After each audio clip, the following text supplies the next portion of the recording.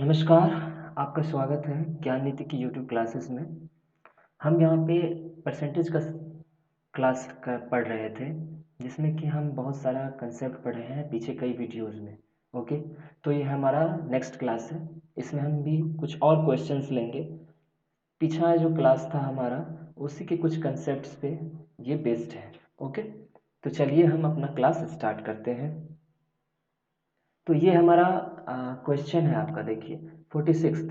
अगर पीछे का क्लास आप देखे होंगे तो आपको समझ में आ जाएगा कि ये किस तरह से हमारा बनेगा। ओके, तो इसमें क्या है कि आपको कीमत दिया रहता है। क्या दिया रहता है? कीमत। उसमें बढ़ोतरी या बढ़ता है या फिर वो कीमत घटता है परसेंटेज वाइज। ओके, या और दूसरा क्या होता है कि जो ओवरऑल खर्च जो होता है उसमें बढ़ोतरी या कमी होती है। फिर उस हिसाब से हम इस बात का तय करते हैं कि उसके खपत में कितना का चेंज आया होगा। ओके, तो मतलब मेरा कहना है कि प्राइस इनटू कंजम्पशन बराबर एक्सपेंडिचर होता है, और हम जानते हैं कि कंजम्पशन बराबर एक्सपेंडिचर बटा प्राइस होता है। और इसी के थ्रू जो है ना, हम कंजम्पशन का हम रेशियो निकाल रहे थे, ताकि मुझे पता चल पाए कि पहले से कंजम्पशन किस तरह से इंक्रीज या डिक्रीज हुआ है। तो देखिए, हम ऊपर लिखेंगे एक्सपेंडिचर और नीचे लिखेंगे प्राइस। आफ्टर देन हम क्या निकालेंगे यहाँ पे? कंजम्पशन। पहले और बाद का रेशियो देखेंगे। तो आप देखिए क्वेश्चन में क्या बोला है, यदि पेट्रोल की कीमत 19% बढ़ जाती है।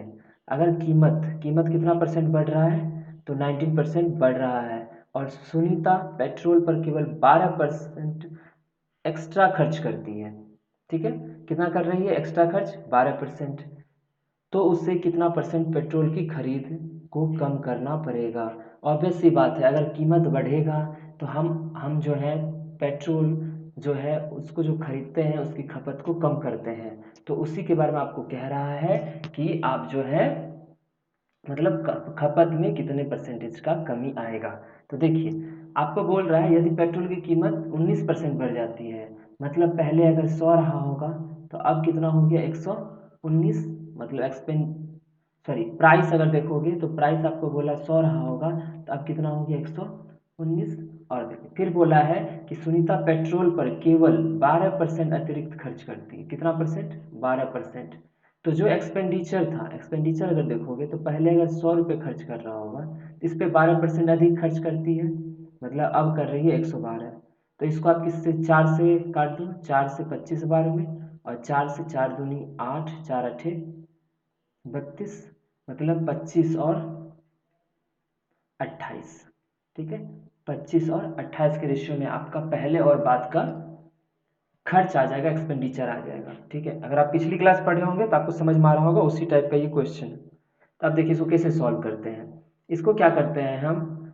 क्रॉस मल्टीप्लाई करते हैं। क्या करते हैं? क्रॉस मल्टीप्लाई करते हैं, मतलब इसको इससे करेंगे और इसको इससे। तो यहाँ लिखेंगे तो क्या आ जाएगा? 25 इंटू 119 पहले का कंजम्पशन, और दूसरे का क्या हो जाएगा? 28 इंटू 100। तो आप देखिए यहाँ 25 से कटेगा ये, 25 चौक 100। अब देखिए अभी कितना आ गया आपको? 119, और 28 चौक कितना होता है? 112। ठीक है, आपको कितना आ गया? पहले 119 रुपये खर्च, सॉरी 119 लीटर, क्योंकि कंजम्पशन के बारे में 119 लीटर खर्च करते होंगे, तो अब हमको कितना करना पड़ रहा है? 112। तो कितने की कमी आई है? अगर आप देखोगे तो 119 से 112 हुआ है। तो कंजम्पशन कंजम्पशन में अगर हम परसेंटेज कमी देखेंगे तो वो हो जाएगा आपका 7 का, और पहले कितना था? 119 इंटू 100, ये हमारा परसेंटेज कमी बताएगा। तो आप इसको 119 को लगभग 120 मान सकते हैं, क्योंकि एक पूर्णांक के करीब बोला है। तो करीब बोला है तो हम इसको 120 मान लेते हैं। तो काटोगे इसको 0 से 0, 2 पचे 10, 2 छक 12, 7 पचे 35 और बटे 6। ये 35 लगभग आपको किसके बराबर है? ये 36 के बराबर है। लगभग किसके बराबर है? 35 36 के बराबर है। तो जब इसको काटेंगे तो हमको क्या आएगा? 6, मतलब ये लगभग में 6 आ रहा है। ठीक है, ये जो साइन होता है अप्रोक्सीमेशन का होता है, लगभग में हमारा 6 आंसर आएगा, जो कि ऑप्शन नंबर हमारा आंसर कौन सा है? ऑप्शन नंबर डी है। ठीक है, तो चलिए अब नेक्स्ट क्वेश्चन की तरफ चलते हैं। अब ये देखिए इसमें क्या बोल रहा है आपको? इसमें बोल रहा है चाय की कीमत में, क्या बोला आपको? चाय की कीमत में 20% की वृद्धि हुई है, मतलब प्राइस में 20% की वृद्धि हुई है, लेकिन मैंने चाय के प्रति अपने खर्च को केवल 15% बढ़ाने का फैसला लिया है। समझ गए आप? मतलब एक्सपेंडिचर जो है 15% बढ़ रहा है और कीमत जो क्या हो रहा है, कीमत सिर्फ 20% बढ़ रहा है। तो कह रहा है कि चाय के लिए खर्चों के समान स्तर को बनाए रखने में सक्षम होने के लिए मुझे अपनी खपत को कितना % कम करना चाहिए। समझ गए? तो चलिए बनाते हैं। तो आपको एक्सपेंडिचर ऊपर रखना होगा, प्राइस नीचे, और हम यहाँ कंजम्पशन का देखेंगे। ओके, तो आप क्वेश्चन समझ गए ना? खर्चों को समान स्तर बनाने के लिए, जो ये 15% बढ़ने के बाद उस सब को बनाने के लिए मुझे अपनी खपत मतलब कंजम्पशन में कितने का % चेंज लाना होगा। ठीक है, अब देखिए एक्सपेंडिचर अगर मैं देखूं, खर्च पहले 100 था, अब ये 115 कर रहा है। 5 से काटो, 5 दूना 10, 20 बार में कटा, और इसको करोगे तो 23 बार में। ओके, तो पहले 20 का था, अब कितने का कर रहा है ये? 23 का। पहले 20 रुपये खर्च करता था और अब 23 रुपये कर रहा है। चाय की कीमत में कितने % की वृद्धि हुई है? यहाँ देखिए, चाय की कीमत में आपको 20% की वृद्धि हुई है, मतलब पहले 100 था तो अब कितना हो रहा है? 120। 20 से काटोगे तो 5, 20 छक 120। तो पहले 5 था और अब कितना हो रहा है ये? 6। कितना हो रहा है अब? 6 रुपये। तो अब आपको पता है ना इसको कैसे हम सॉल्व करते हैं। ठीक है, 20 को 6 से मल्टीप्लाई कर दीजिए, 20 को 6 से, और इसको कितना से करना है? 23 गुने 5 से। ओके, सही किए है ना? 20 को 6 से और 5 को 23 से। अब देखिए, अब कटेगा भी, 5 से कटेगा, 5 चौक 20, 5 चौक 20, तो इधर क्या आ जाएगा आपको? 6 चौके 24, और इधर आ जाएगा आपका 23। तो 24 से 23 हुआ है। ये खपत के बारे में बोल रहा है, चाय की। चाय का जो खपत कर रहे थे तो पहले 24 कर रहे होंगे, तो अब 23 कर रहे हैं। 24 और 23 के रेशियो में इसका खपत हो रहा है, पहले और बाद में। तो अगर हम, ये घटा ही है, तो अगर हम कंजम्पशन में डिक्रीमेंट देखें, अगर % डिक्रीज देखेंगे तो वो कितना हो जाएगा? 24 में 1 का, मतलब 24 से 23 हुआ है तो 1 बटे पहले कितना था? 24 इंटू 100। ओके, इसको काट दो, 4 से काटोगे तो 25, 4 छक 24, 6 चौके, देख लीजिए लगभग किसके बराबर आएगा, देख लेते हैं। 6 चौके 24, 10 बचेगा, 6 इकाई 6, 6 छाके 36, तो ये 4.16 के आसपास आ रहा है, तो जो कि 4 आपको 2 के करीब है ऑप्शन में। या तो ये 4.8 बहुत ज़्यादा हो जाएगा, 4.2 उसके करीब है, तो बी ही इसका आंसर होगा। ठीक है, तो होप आपको समझ में आ गया होगा अच्छे से। ठीक है, तो चलिए नेक्स्ट स्लाइड पे चलते हैं। ये देखिएगा, बड़ा अच्छा क्वेश्चन है। ठीक है, अब देखिए आपको क्या कह रहा है कि चाय की कीमत, ध्यान से, चाय की कीमत में क्या बोल रहा है आपको? चाय की कीमत में 35% की गिरावट आई है। मतलब अगर मैं सिर्फ प्राइस की बात करूं, ठीक है, तो वो 100 से 35% गिरावट, मतलब 65, सही है ना? चाय की कीमत में 35% की गिरावट, तो 100 से वो 65 अब हो गया होगा। तो अगर इसका रेशियो देखेंगे तो क्या हो जाएगा? 5 से 20 और 13 में, 20 और 13 में प्राइस आ गया होगा। पहले 20 होगा तो अब 13 रुपये में मिल रहा होगा। ठीक है, अब देखिए, ज्ञात करें, चावल है ये, ठीक है, ज्ञात करें उतने ही रुपए में, ये देखिएगा ध्यान से, कह रहा है आपको उतने ही रुपए में चावल की कितनी अतिरिक्त मात्रा खरीदी जा सकती है जो 104 किलो चावल खरीदने के लिए पर्याप्त था। तो मतलब समझिए इसका कहने का मतलब क्या है कि कीमत भले चेंज हुआ है 20 से 13, लेकिन इसका ये कहना है कि उतने ही कीमत में, मान लो पहले कुछ रुपए में कुछ रुपए खर्च करके इसको 104 किलो चावल खरीदता था। ये पहले क्या होता था? 104 केजी खरीदता था। तो कह रहा है उतने ही रुपए में, उसी रुपए में कितना अतिरिक्त इसको अब मिलेगा। क्यों इसको अतिरिक्त मिलेगा आप समझिए। पहले इसको 104 केजी मान लो इतने रुपए में मिलता था, कुछ रुपए में मिलता होगा, मान लेते ये 20 ही रुपए रहा होगा, तो 20 रुपए में पहले इसको मान लीजिए 104 केजी मिलता था। अब क्या हो रहा है कि प्राइस घट रहा है, 20 से 13 हो रहा है। अब मान लीजिए हम उतना ही रुपए लेके जाएंगे, तो अब प्राइस घटने की वजह से मुझे अब उससे ज़्यादा केजी मिलेगा ना। ठीक है, समझ में आया आपको? देखिए फिर से मैं बता देता हूँ। मान लीजिए मेरे पास 10 रुपए का था, ठीक है। पहले 2 रुपए का, मान लीजिए 5 रुपए का सामान हम लेने जाते थे। तो 5 रुपए का सामान हम लेते थे तो हमको कितना मिलता था? 2 केजी। 5 रुपए का सामान हमको 2 केजी। अब घट के ये कितना हो गया? मान लीजिए 5 से 2 हो गया, प्राइस घट गया। अब कितना केजी मिलेगा? 10 में तो 2 से भाग दे दो तो अब हमको मिलेगा 5 केजी। तो आपका देखिए प्राइस घटने की वजह से मेरा जो हमको मात्रा मिलता था वो बढ़ गया। तो यही पूछ रहा है कि पहले से कितना ज़्यादा, जैसे यहाँ 2 केजी से पहले अब 5 केजी मेरा 3 केजी ज़्यादा मिला है, उसी हिसाब से मुझे क्वेश्चन यहाँ पे सॉल्व करना है। तो देखिए, तो आप एक चीज गौर कर रहे हैं, यहाँ पे जो प्राइस है ना, प्राइस आपका क्या है? वो बराबर रहा है। प्राइस क्या हो गया? बराबर। सॉरी, प्राइस आपका 20 से 13 हुआ है, लेकिन जो हम जो व्यय कर रहे थे, जो एक्सपेंडिचर कर रहे थे, वो आपका बराबर रहा है, कह रहा है उतने ही रुपए में। तो आप याद कीजिए कि प्राइस इंटू कंजम्पशन वो क्या होता है? एक्सपेंडिचर। लेकिन एक्सपेंडिचर क्या कह रहा है? कांस्टेंट। तो एक्सपेंडिचर अगर कांस्टेंट कह रहा है तो प्राइस में जिस तरह का चेंज था रेशियो में, उसका अपोजिट किस में होगा? कंजम्पशन में। तो मतलब मेरा कहने का है प्राइस में किस तरह का चेंज आया है? 20 से 13 हुआ है, तो कंजम्पशन कितने का हो जाएगा आप बताइए? 13 से 20। ये कंसेप्ट हम पढ़ चुके हैं, ठीक है। क्योंकि हमको एक्सपेंडिचर कांस्टेंट रखना है, क्योंकि बोला है उतने ही रुपए में। मतलब आप जितना रुपए लेके गए थे पहली बार, उतने ही रुपए अभी भी लेके गए हो। तो आप बताइए मुझे तो अब पहले कितना मिलता था कंजम्पशन आपको? 13, ठीक है। तो इस 13 में पहले आपको कितना केजी मिलता था? ये 104 केजी के बराबर है ये 13। तो 13 में कितना से मल्टीप्लाई करेंगे? तो 13 में 8 से मल्टीप्लाई करेंगे तो हमको क्या मिल जाएगा? 104। तो अब बताइए 13 का अर्थ अगर 104 है तो 20 का अर्थ कितना हो जाएगा? तो 20 का अर्थ हो जाएगा, आप 8 से कर दो तो 8 दूना 16, 160। क्या हो जाएगा? 8 दूना 16, 160। क्योंकि आपको कंजम्पशन का रेशियो मिल गया। तो कंजम्पशन रेशियो क्या कहता है कि पहले 13 मिलता था, 13 केजी, अब 20 केजी। लेकिन एक्चुअल में 13 केजी थोड़ी मिलता था, हमको मिलता था 104 केजी। इसमें इंटू 8 करेंगे तो हमको 104 मिलेगा। तो अब इसमें भी तो रेशियो है ना, तो रेशियो में भी 8 से करना पड़ेगा, तो हमको 160 हो गया। तो कुल मिला के कितना ज़्यादा मिल रहा है? क्योंकि आपको पूछा है कि मात्रा, अतिरिक्त मात्रा पूछ रहा है, कितना ज़्यादा खरीद सकते हैं अब उसी रुपए में। तो आप यहाँ देख रहे हो 56 केजी ज़्यादा खरीद सकते हैं।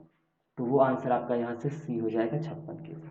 अगर आपको देखना था यहाँ से, एक तो ये हो गया। अगर डायरेक्ट देखना है, ठीक है, अगर आपको डायरेक्ट देखना है तो कैसे करेंगे? देखिए, तो 20 से 13 हुआ है, 20 से 13 हुआ है तो कितने का, सॉरी यहाँ पे 13 से 20 हुआ है, मतलब 7 का चेंज आया है। और एक का कितना मतलब है? एक का अर्थ है 8, तो 7 का 8, 7 8 56 केजी आपका आंसर हो जाएगा, ठीक। तो चलिए अब नेक्स्ट क्वेश्चन की तरफ चलते हैं। हाँ, तो अब यहाँ देखिए क्या कह रहा है आपको। आपको कह रहा है कि दाल के मूल्य में 32% की वृद्धि हुई है। दाल के मूल्य में कितना वृद्धि हुई है? 32% के कारण एक व्यक्ति अपने उपभोग में इस प्रकार की कमी करता है ताकि उसके खर्च में केवल 10% की ही वृद्धि हो। समझ गए? तो मूल्य में 32% वृद्धि होती है, लेकिन एक्सपेंडिचर कितने का होता है? 10% का वृद्धि। उसके पश्चात मूल्य बढ़ने के पश्चात वो 150 केजी दाल का उपभोग करता है। तो मतलब बढ़ने के बाद वो 150 केजी करता है। तो ज्ञात कीजिए, प्रारंभ में कितना करता होगा। तो मतलब आपको यहाँ पे क्या करना पड़ेगा? कंजम्पशन का रेशियो निकालना पड़ेगा, जिससे कि जो लास्ट वाला होगा, लास्ट वाले में जितना उसको मिल रहा होगा रेशियो के हिसाब से उसको कंपेयर करेंगे 150 से, तो उससे हमको पहले वाला मिल जाएगा। देखते हैं। तो देखिए, एक्सपेंडिचर देख लेते हैं और प्राइस। देखिए एक्सपेंडिचर क्या हो रहा है? अब एक्सपेंडिचर देखिए क्या हो रहा है, उसके खर्च में केवल 10% की वृद्धि होती है। मतलब खर्च में अगर देखेंगे पहले 100 होता था, अब 110, मतलब 10 से 11, सही है। और प्राइस में कितना हो रहा है? 100 से 32% की वृद्धि हुई है, तो 132। 2 से काट दो, सॉरी 4 से काट दो, 4 से 25, चरतिया 12, चरतिया 12, ये हो गया आपका 25 से 33। सही किया है, ठीक है। तो अब देखिए हमको कंजम्पशन का रेशियो चाहिए किसी भी तरह से, तो कंजम्पशन रेशियो आएगा तो उससे हम कंपेयर कर लेंगे कि क्या आंसर होगा। तो देखिए यहाँ पे तो 10 और 33, इसको 10 इंटू 33 लिख लीजिए, ऐसे ही बनाते हैं ना। और यहाँ लिख लेंगे 11 इंटू 25। तो जब इसको हम सॉल्व करेंगे तो देखिए, तो 11 से ये कटेगा 3 बार में, 5 दूनी 10, 25 25। तो कंजम्पशन का क्या हो गया रेशियो, और कंजम्पशन का मैं रेशियो देखूंगा तो पहले कितना था, देखिए पहले कितना था 3 दूनी 6, और अब कितना हो गया 5। तो 6 और 5 का ये रेशियो आ रहा है 6/5। पहले कंजम्पशन 6 होता था, अब कितना हो रहा है आपको 5। तो अगर इसका हम कंपेयर करेंगे किससे, अगर हम इसका कंपेयर करेंगे तो क्वेश्चन के हिसाब से तो बोल रहा है मूल्य बढ़ने के पश्चात वह 150 केजी दाल खरीदता है, उपभोग करता है। तो 150 केजी, तो मूल्य बढ़ने के बाद के ये है बाद वाला। तो 5 का अर्थ अगर 150 है, मतलब एक का अर्थ कितना हो जाएगा, एक का अर्थ आपका 30 हो जाएगा।